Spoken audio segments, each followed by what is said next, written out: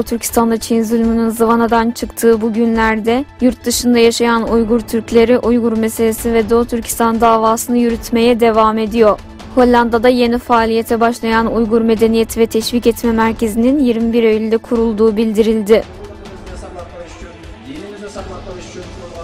Ayrıca İstanbul'da yoğun olarak faaliyetlerini yürüten Doğu Türkistan Maarif Derneği temsilcileri, İslam Dünyası Sivil Toplum Kuruluşları Birliği'nin Almanya'nın Düsseldorf şehrinde düzenlenen 24. konseyine iştirak ederek Uygur meselesi ve Çin baskılarını anlatırken, diğer yandan Doğu Türkistan Kültür ve Dayanışma Derneği Başkanı Seyit Tüntürk, Ankara Kızılcahamam'da düzenlenen toplantıda Çin işgalindeki Doğu Türkistan'ı anlattı.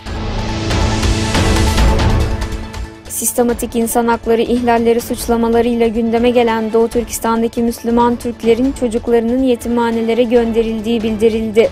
Gelen son bilgilere göre Çin hükümetinin kamplarda tutulan Uygur Türklerinin çocuklarını evlerinden zorla alarak Çinlileştirmek amacıyla ülke genelinde çok sayıda yetimhaneye gönderdiği belirtildi.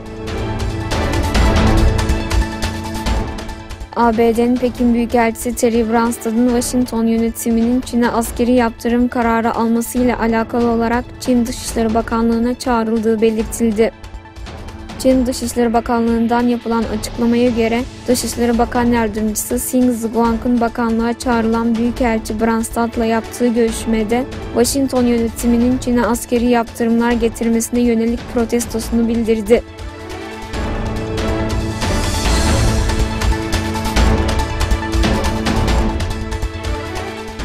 Çin'de yolsuzluk adı altında zenginler tutuklanıyor.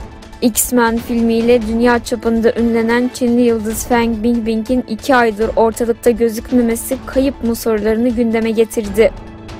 Gelen son bilgilere göre Çin hükümetinin sözde yolsuzlukla mücadele adı altında kendilerine muhalif olanları temizlediği bu günlerde Çin'in en fazla kazanan sinema oyuncusunun vergi yolsuzluğu nedeniyle hapiste olduğu ve komünist rejimin tepkisini çeken davranışları yüzünden gözaltına alındığı belirtildi.